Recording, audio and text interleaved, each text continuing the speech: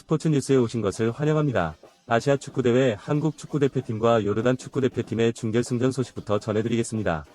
이번 경기는 한국팀이 요르단에게 패해 결승 진출을 놓쳐 실망스러운 결과로 끝났다. 조던은 이번 경기에서 한국이 0에서 2로 패하는 상황에서 변화를 만들어냈다.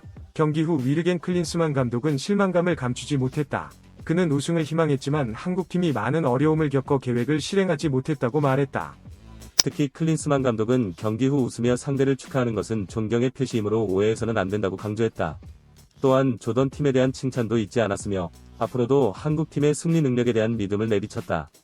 오늘의 주요 소식 중 하나는 한국 축구대표팀의 요르단과의 아시안컵 준결승 경기 결과입니다. 한국은 64년 만에 아시안컵 우승에 도전하던 중 참담한 결과를 마주했습니다. 이번 경기에서는 요르단에게 0에서 2로 패했는데요.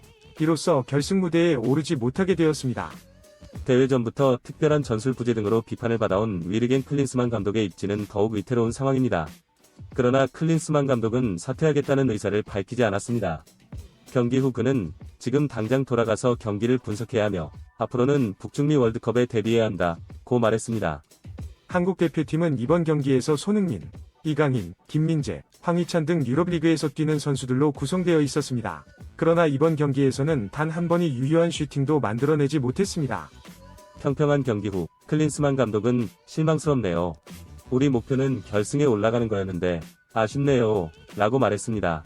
그는 덧붙여 시작부터 경기를 주도하려 했는데 초반 30분에 밀려 어려운 경기를 펼쳤습니다. 처음에 실점하면서 끌려가고 우리가 얻은 기회를 목표로 이어지지 못했습니다. 라고 돌아봤습니다. 그는 또한 요르단의 경기력과 투쟁 정신을 보면 그들이 이기는 게 맞다고 볼 수 있습니다. 요르단은 정말 우수한 팀입니다. 상대방에게 경의를 표합니다. 라고 말했습니다. 이겼던 경기였습니다. 한국이 요르단에게 패배한 것은 7번째 경기에서 처음이었습니다. 특히 전반과 후반에서 유효 슈팅이 0이라는 결과는 참으로 충격적이었습니다. 클린스만 감독은 이 결과에 대해 책임을 지겠습니까? 라는 질문에 짧게 대답했습니다. 그는 대회가 끝나고 우리가 원하는 목표를 달성하지 못했다면 분석하고 돌아봐야 할 것입니다. 우리는 많은 도전을 겪었습니다. 사우디아라비아와 호주와의 경기에서도 마찬가지입니다. 오늘은 패배를 받아들여야 합니다. 이를 체계적으로 분석할 것입니다. 라고 말했습니다. 외신 기자들이 사퇴할 의사를 계속 묻자 클린스만 감독은 말을 아끼면서도 사실상 사퇴할 계획이 없다는 것을 분명히 했습니다. 그는 현재 해야 할 일은 되돌아가서 분석하는 것이라고 말했으며 다음 경기를 준비해야 합니다. 2년 반 후에 북중미 월드컵이 예정되어 있으며 예선을 어떻게 진행할지가 중요합니다. 라고 덧붙였다.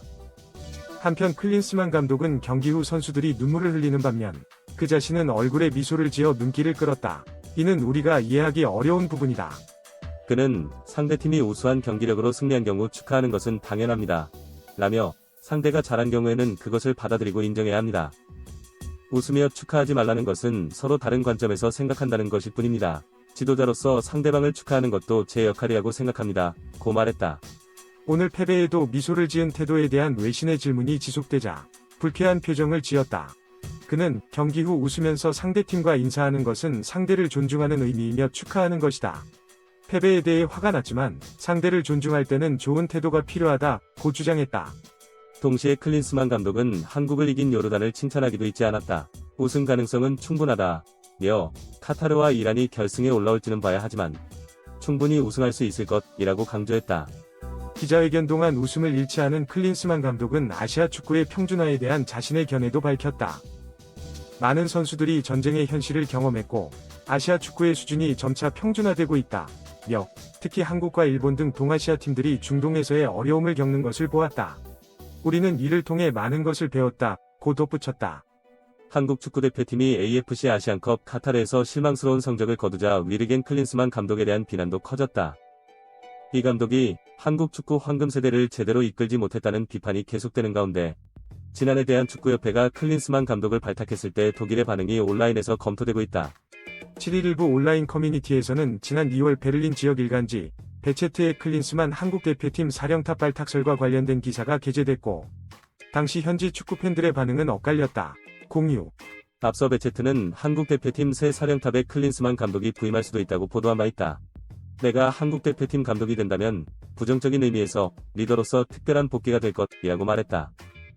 클린스만의 이전 경력은 독일 일부 리그의 헤르타 감독이었습니다. 2019년 11월 집권한 클린스만 국장은 2020년 2월 돌연 사임했다. 당시 헤르타는 강등 위기에 처해 있었다. 클린스만은 컵대회를 포함해 10경기에서 3승 3무 4패의 기록을 남겼고 팀은 강등권 싸움에서 벗어나지 못했다. 당시 팬들은 무책임하게 팀을 떠난 클린스만 감독을 강하게 비난했다. 클린스만 감독에 대한 부정적인 여론은 3년 뒤 그의 한국 출국 소식까지 이어졌다. 독일 축구 팬들이 한국 축구에 애도의 뜻을 전했다. 클린스만은 리더십 역할을 한 적이 없습니다. 클린스만은 한국의 황금 세대를 파괴할 것이다. 베를린 이후 어떤 팀도 클린스만을 고용하지 않을 것이라고 생각했습니다. 클린스만은 기대에 부응하지 못할 것이라는 점은 의심의 여지 없이 말할 수 있다. 며 클린스만을 기용하는 것은 한국 축구에 있어서 자살행위가 될 것이라고 말했다.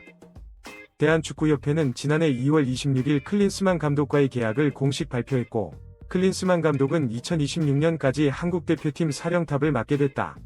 독일 현지 언론도 이번 아시안컵에서 한국의 성적이 부진했다고 보도했다. 웰트는 클린스만은 조던 패배 후 본업에 대해 고민해야 한다라는 제목의 기사에서 한국이 요르단에게 참패한 준결승전 패배를 보도하며 경기력이 너무 약했다. 실망스러운 결과 이후 클린스만에 대한 비판은 더 커질 수밖에 없다. 라고 그는 말했다. 여기에 국내 축구 팬들도 클린스만 감독에 대해 클린스만은 진정한 리더가 된 적도 없고 앞으로도 진정한 리더가 될 수 없을 것이다. 하이브리드라고 부정적인 반응을 보이기도 했다. 어쨌든 클린스만 감독 선임에는 기술위원회의 경영후보 추천 등 다양한 과정을 거쳐 임명됐다는 주장도 나오고 있지만 정몽규 축구협회 회장이 실제로는 그렇지 않다는 이야기도 많다. 클린스만 코치를 임명하고 싶어합니다. 그리고 실제로 밀러 레알 회장은 감독 선임을 발표할 때나 클린스만 감독을 왜 책임지느냐고 물을 때 약간 헛소리를 하는 것 같았다. 입장적으로 보면 밀러 회장과 정몽규 회장의 예가 매우 강하다. 어쨌든 나는 그들이 각자의 책임을 져야 하는 위치에 있다. 어쨌든 아시안컵은 중요한 대회이고 개인적인 생각으로는 이번 경기에서 우승하더라도 클린스만 감독의 미래에 대해서는 충분한 논의가 필요하다고 생각한다. 정말 나쁜 성과를 낸 후에 우선 모든 책임은 코치에게 있다고 생각하며 더 나아가 코치를 임명한 기관인 대한축구협회와 대한축구협회장 정몽규 대한축구협회장도 있다고 믿습니다. 연합, 대한축구연맹은 책임을 회피할 수 없으며 최악의 경우 실제로 이런 상황이 발생하면 지도부가 사임하거나 추가 개혁을 다짐할 수도 있다. 한국 축구대표팀의 아시안컵 준결승전 패배로 인해 실망이 커졌습니다. 이번 경기에서의 불행한 결과에도 불구하고 윌리겐 클린스만 감독은 각오를 다지며 앞으로를 준비하겠다는 강한 의지를 보여주었습니다. 클린스만 감독은 경기 후 자신의 책임을 인정하고 다음 대회에 대비하여 분석과 준비를 강화할 것을 약속했습니다. 또한 클린스만 감독은 상대팀인 요르단을 존중하고 그들의 우수한 경기력과 투쟁 정신을 칭찬하며 한국팀의 가능성에 대한 믿음을 재확인했습니다. 비록 이번 패배는 큰 충격이었지만 이를 통해 한국 축구는 더욱 강해지고 성장할 것임을 기대합니다. 앞으로의 도전에 대한 준비와 열정으로 한국 축구는 다시 더 높은 곳을 향해 나아갈 것입니다.